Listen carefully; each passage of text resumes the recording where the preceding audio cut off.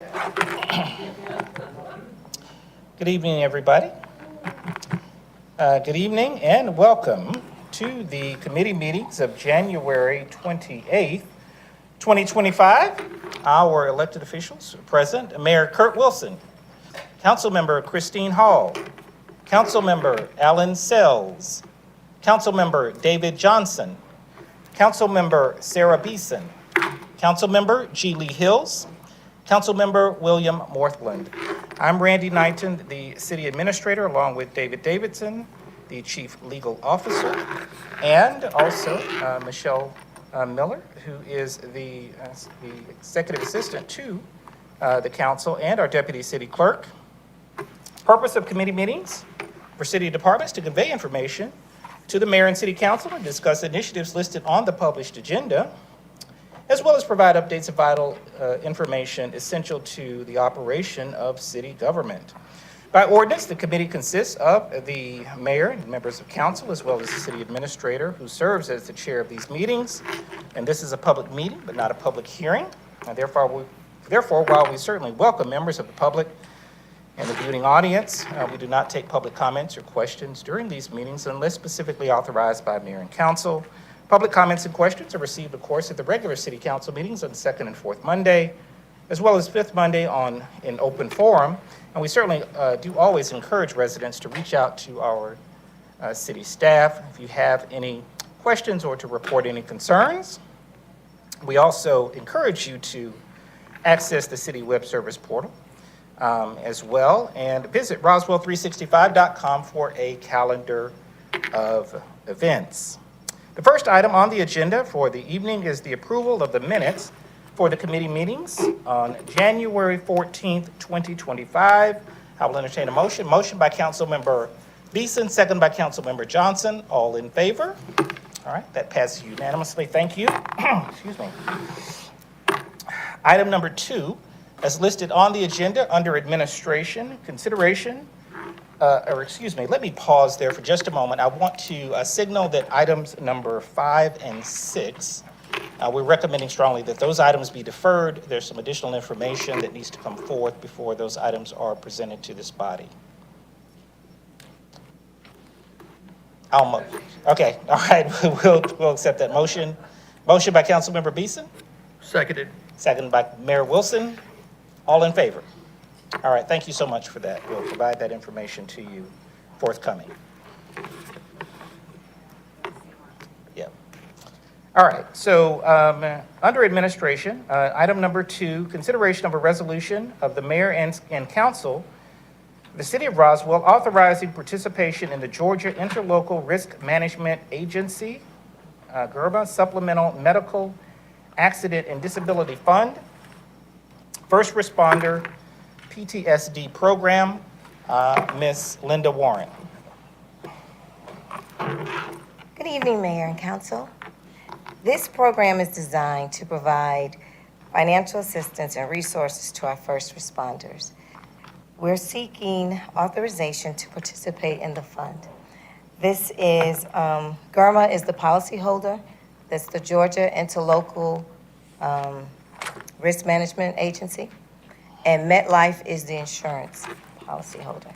This is not a cost to the city unless we're utilizing it.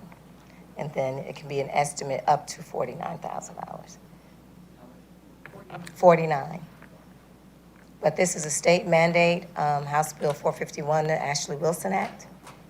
And we're super excited to be participating in this because it's going to provide a resource to our first responders who will desperately need it. Any questions?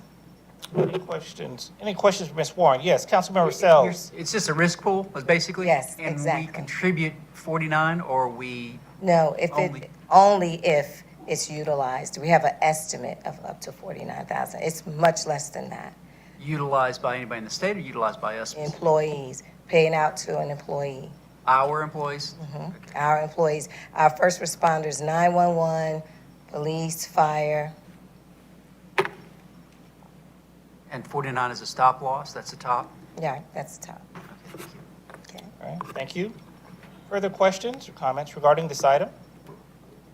Seeing none, we'll entertain a motion. Motion by Councilmember Beeson, second by Councilmember Hills. Any further discussion? Seeing none, all in favor? All right, that passes unanimously. Thank you very much. The next item is listed on the agenda under Transportation, item number 3, consideration for the mayor and/or city administrator to authorize the sale of approximately 454 square feet of city-owned right-of-way. We have Mr. Littlefield, Mr. Nicholas.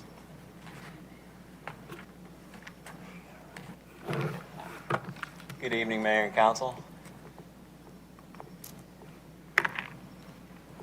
All right. Developer of this single-family home on Thomas Circle, they built a decorative retaining wall. And the decorative retaining wall, portion of it is in the city's right-of-way. Staff believes it's an honest mistake. I'll show you a picture of it. They provided the planting strip. They provided the sidewalk width that we required, and then they required the distance back of curb, and then they put their wall. The city previously dealt with this similar issue, provided the developer with the option to either remove the encroachment or purchase the land from the city. Staff recommends this site-specific solution, not a general recommendation for handling similar issues in the future. Here's what they built. Like I said, it looks like it's right, but when our inspectors went out there and actually did the measurements, they found that portion of that wall, not even the entire wall, is within the right-of-way. That does provide a little bit of liability for the city if it's within the right-of-way. The wall doesn't need to be there. As you can see, to take down the wall is about $4,500. It's more of a decorative aesthetic aspect to the home. The homeowner wanted it built like that. We don't necessarily have a problem with it. We just don't want it within the right-of-way, and it's literally 6 inches, in some places 9 inches over the right-of-way line. The cost in that area per acre, per foot, is about $7.30 to $8.50. So we just went with kind of a mid-ground, $8 a square foot. That cost that would be given to the city would be $3,632 based on the 454 square feet. And that's if approved. The contractor, developer has agreed to put a bond in place so that they can get a CO in case it does not pass through council. And that's because the wall does not need to be there. All right, Yes, sir. all right. Question, Mayor Wilson. Thank you, Jeff. Actually, this is questions for David, Chief Legal Officer. We are indemnified under this arrangement if we agree to it, correct? From any future liability? Yes, it would not be in the right-of-way, so it would not be our problem. Thank you, sir. Councilmember Hills. Just making sure I'm on the same page. That a sister city recently had, okay, so we're covered Correct. if we what? Let it go? If we either have them tear down the wall or sell the right-of-way, which is 454 Okay. square Perfect. feet Thank you so across much. the frontage. All right, thank you. Further questions or comments regarding the matter? All right, motion by Councilmember Johnson, second by Councilmember Morthland. Any further discussion? Seeing none, all in favor? All right, that passes unanimously as well, thank you. Item number 4 is listed on the agenda under Transportation. Consideration for the mayor and/or city administrator to sign an agreement with True North 400 for the installation of a bus shelter. Mr. Littlefield. Thank you, Mr. Mayor. The North Fulton Community Improvement District, operating as True North 400, is planning to construct a new bus shelter on the north side of Holcomb Bridge Road near the intersection of Dogwood Road. True North 400 will handle the design, permitting, and construction of the new bus shelter. The city of Roswell will then assume the responsibility to maintain the bus shelter after construction is completed. There is no financial impact to the city.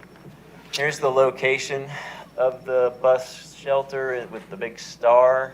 It's actually replacing a bus shelter that got taken out years ago. And now it's literally just a post in the ground and it's a bus stop. So I think it's a good amendment, get a free bus shelter, and it's good for the citizens. And we just agreed to maintain it as we do with all the other bus shelters. Have any questions? All right, thank you, Mr. Littlefield, and I have come to what challenges of everybody else with these microphones. But Councilmember Beeson. I actually appreciate working with True North 400 for something like this. That bus stop, according to about 10 years of MARTA data, is one of the top 5 most popular bus stops within the city of Roswell. And there's also been a number of times that I've sat there and watched literally a mom with a kid in a stroller or trying to have a toddler next to that road waiting for the bus. So I think this is extremely helpful and appreciate True North 400 investing in an area in Roswell. Councilmember Hall. Thank you. I just have a question as to the Roswell aesthetic, that this will include the Roswell aesthetic, because they've done a lot for Alpharetta, and Alpharetta has their aesthetic. Who is the owner, or who has our Roswell aesthetic, and what are the Roswell aesthetics for bus shelters? It was the same stone that we have slotted for slated for the Holcomb Bridge, with the DOT project. Okay, And it's in the contract with them. This is just for the maintenance. We brought the bus shelter approval maybe a couple of months ago. And then this is just the approval for the mayor and council to sign the agreement to take over the maintenance. But the Roswell aesthetics are in there. Okay, thank you. Yes, ma'am. Thank you. Any further questions or comments regarding the matter? Seeing none, we'll entertain a motion. Motion by Councilmember Johnson, second by Councilmember Beeson. Any further discussion? Seeing none, all in favor? All right, that passes unanimously.